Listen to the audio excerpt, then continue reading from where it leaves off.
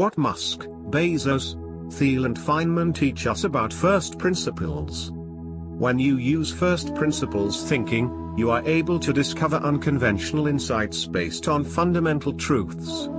This in turn can lead to game-changing innovation, the kind of 10x thinking that creates breakthrough product ideas. Here is what 4 incredible thought leaders have had to say about first principles.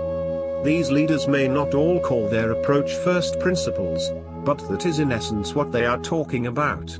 The 4 leaders are Elon Musk, CEO of Tesla and SpaceX, Jeff Bezos, CEO of Amazon, Peter Thiel, ex-CEO of PayPal, and Richard Feynman, Nobel Prize-winning physicist. Elon Musk, boil things down to fundamental truths, and then reason up from there. The Tesla and SpaceX CEO is a big proponent of first principles thinking, which he summarizes in this video below. As Musk says in the video, first principles is kind of a physics way of looking at the world. You boil things down to the most fundamental truths and say, what are we sure is true? And then reason up from there. He contrasts first principles thinking with thinking by analogy. I think it is important to reason from first principles rather than by analogy. The normal way we conduct our lives is we reason by analogy. We are doing this because it's like something else that was done, or it is like what other people are doing. It's like slight iterations on a theme. Jeff Bezos, resist proxies. In his 2016 annual shareholder letter, the Amazon CEO urges his readers to resist proxies. Proxies are, essentially, reasoning by analogy. Proxies are like something else that was done. They can take the form of processes that employees mindlessly follow, or of market research that employees unquestioningly accept as fact. Rather than boiling things down to fundamental truths, outcomes, real customer needs, and reasoning up from there, people tend to rely on proxies, processes, surveys, and reason by analogy. As Bezos writes in the letter, as companies get larger and more complex, there's a tendency to manage to proxies. This comes in many shapes and sizes, and it's dangerous, subtle, and very. A common example is process as proxy. Good process serves you so you can serve customers.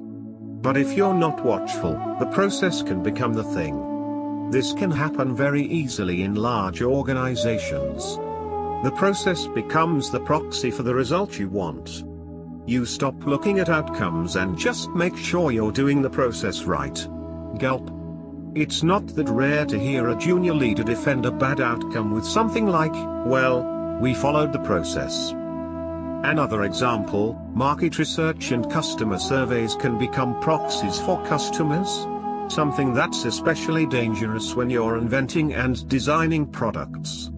55% of beta testers report being satisfied with this feature. That is up from 47% in the first survey. That's hard to interpret and could unintentionally mislead. Good inventors and designers deeply understand their customer. They spend tremendous energy developing that intuition. They study and understand many anecdotes rather than only the averages you'll find on surveys. They live with the design. Peter Thiel says find value in unexpected places. By thinking about business from first principles instead of formulas.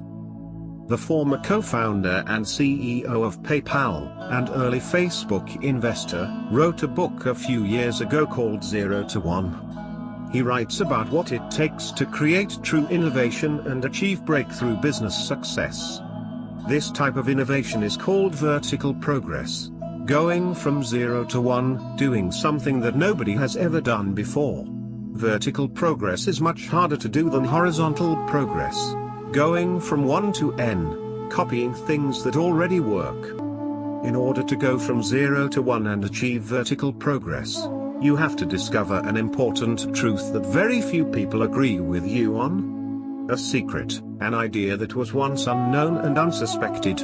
All breakthrough business opportunities are based on a secret. You can only discover a secret, and therefore achieve vertical progress, if you use first principles thinking. Reasoning by analogy, or using proxies, will enable you to achieve horizontal progress. Copying things that already work to go from 1 to n. First principles thinking.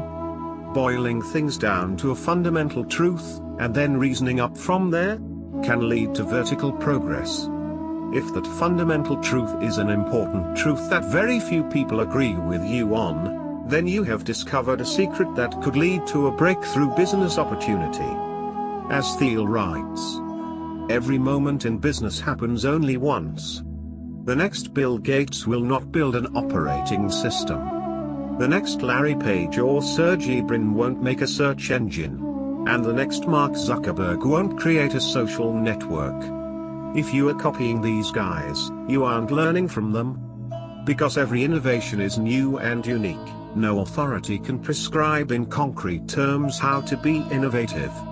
Indeed, the single most powerful pattern I have noticed is that successful people find value in unexpected places, and they do this by thinking about business from first principles instead of formulas.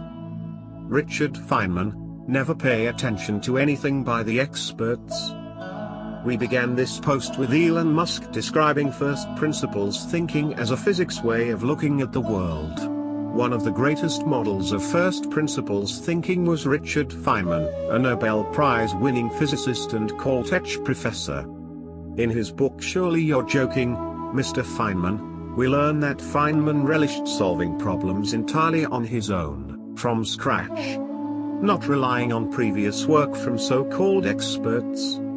Feynman was intensely curious and wanted to truly understand problems before attempting to solve them. This means that he would often break a problem down to fundamental truths that he could prove, and then build up theories and solutions from there. He would also question assumptions and data. One example that Feynman recounted was when he determined the laws of beta decay.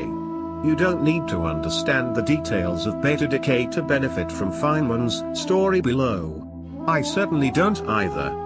But I'm including details like T and V here so that Feynman's quote below makes sense.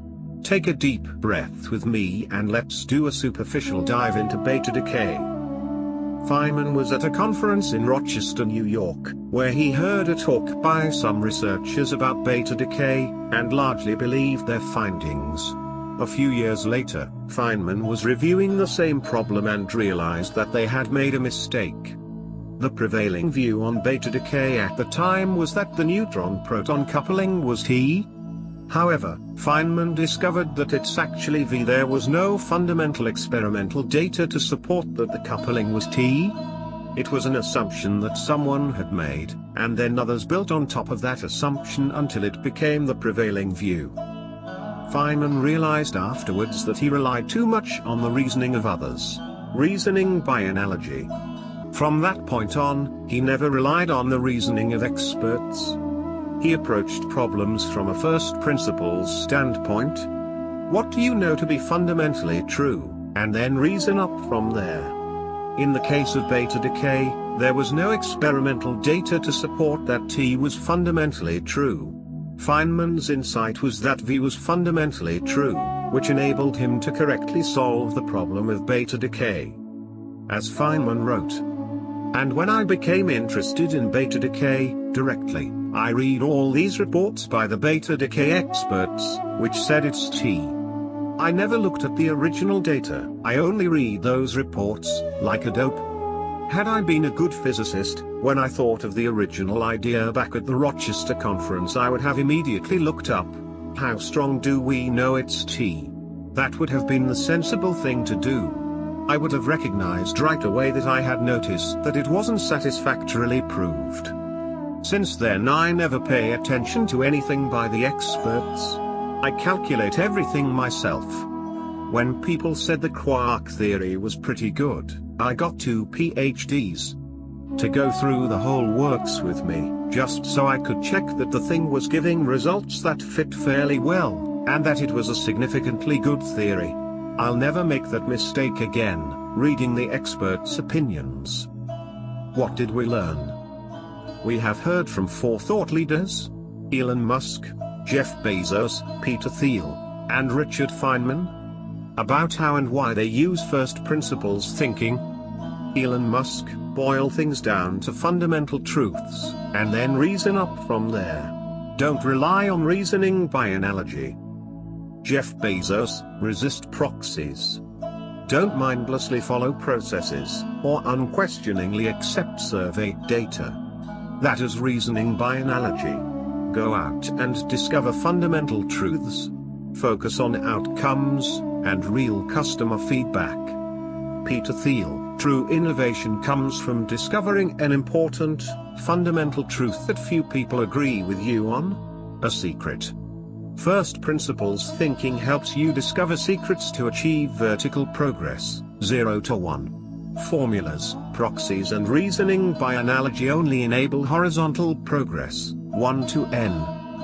Richard Feynman: do your own homework.